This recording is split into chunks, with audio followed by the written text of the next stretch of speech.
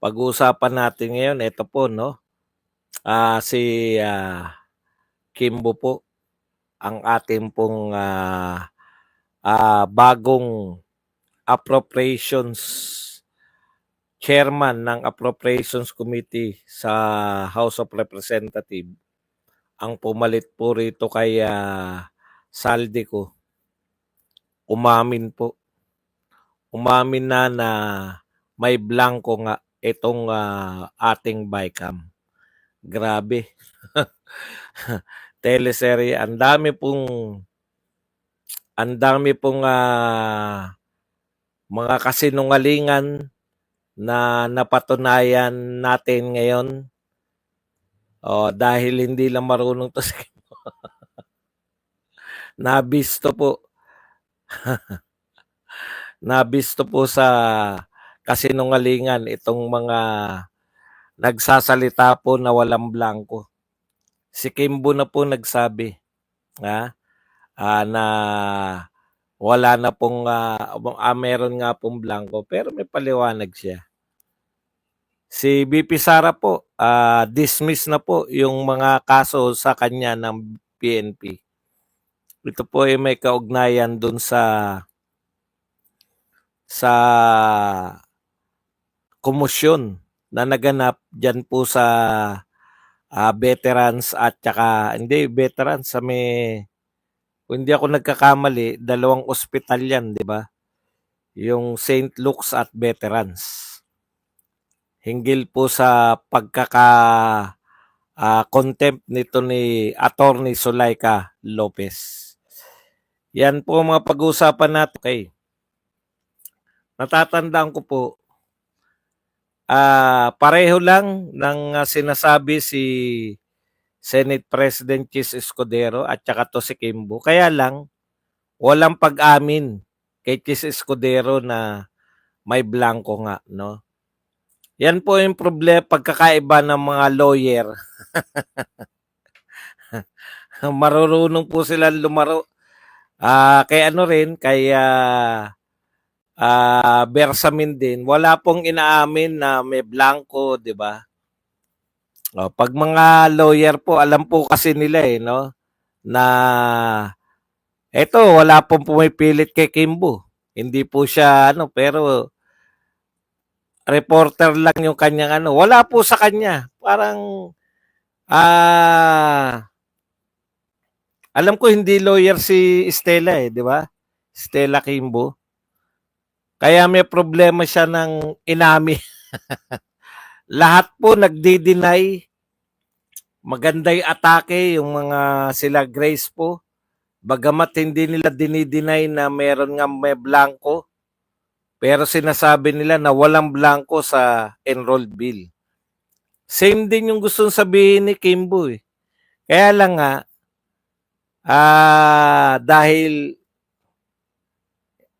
may kakulangan siya sa script. Ang tagal inayos yung script. Sabay nung dineliver na, hindi ganun, no, yung pagkakadeliver. Kasi simple lang Wag nilang aminin, wag din nilang i-deny, no? Ganyan nakikita ko script Si Bersamin, ganun. Kung may blanco yan, wala kaming kasalanan diyan.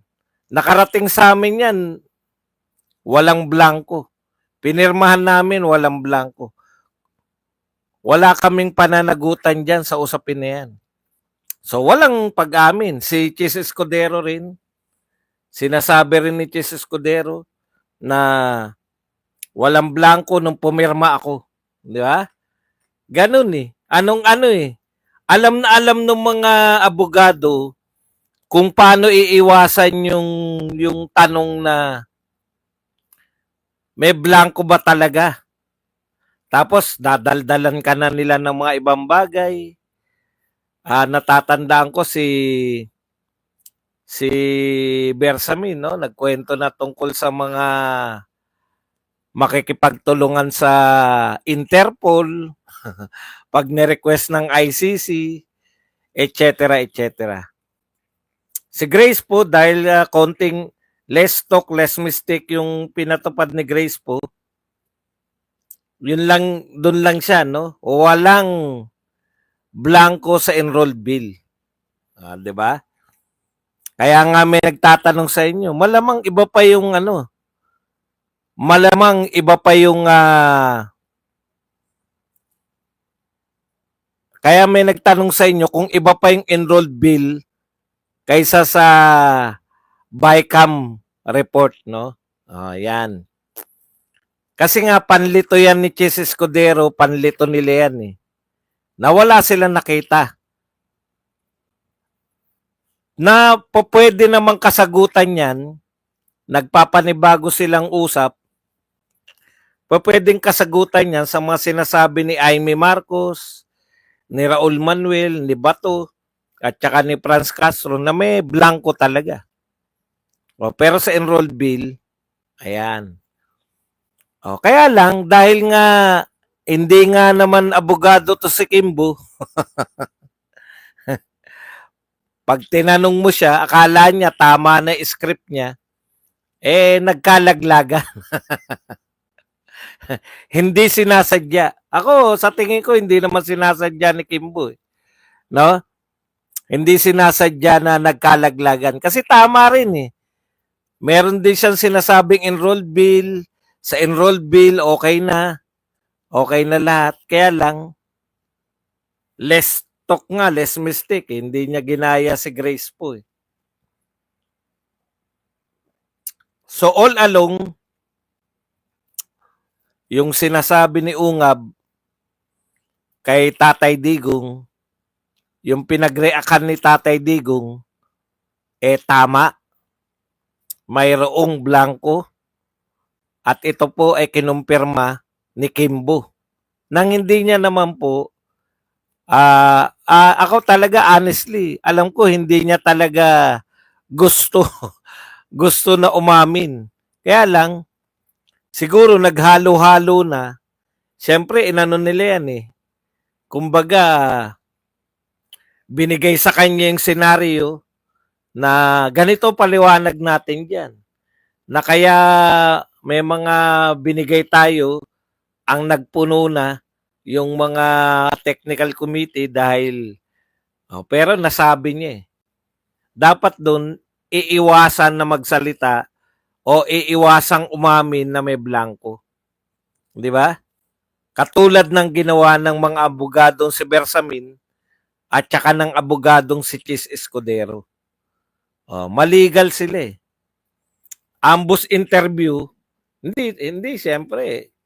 Kung ano, ang interesado lang naman yung lahat ng po yan, alam na ng lahat ng Pilipino na merong may blanco. Alam na ng lahat ng Pilipino na nagtatake pa, naghugas kamay na nga yung Malacanang. Alam na po yan ng lahat. Ngayon, paliwanagan na lang kung counted ba yun, yung pinapakita ni Ungab, na yun na ba yung actual? Simple lang yung sinasabi ni Ungab eh. Bago magpermahan, wala dapat blanco. Simple lang din yung sinasabi ni Tatay Digong. Ang meaning po ng pagbablanko ay para ka nagbigay ng blank check. Di ba? Okay. So, pakinggan natin ha. Baka sabihin nyo naman, sinatsambahan ko. Ito po si Kimbo. Sa kanyang pagsagot sa question and answer. We do acknowledge po ma'am that there are blanks na po doon sa BICAM report na pinirmahan ng BICAM and ni-ratify ng plenaryo. Yes, so notwithstanding any typographical errors or any adjustments that are needed as a result of amendments, I authorize naman po ang technical staff ng both House and Senate to make all of these necessary corrections. And just... Okay. Tignan nyo ha. Inamin eh. Yes. Di ba? Sabi niya, tinatanong siya yung sa blank. Yes. Ina-acknowledge niya. Kasi authorized naman daw yung mga technical group na magtama. Oh.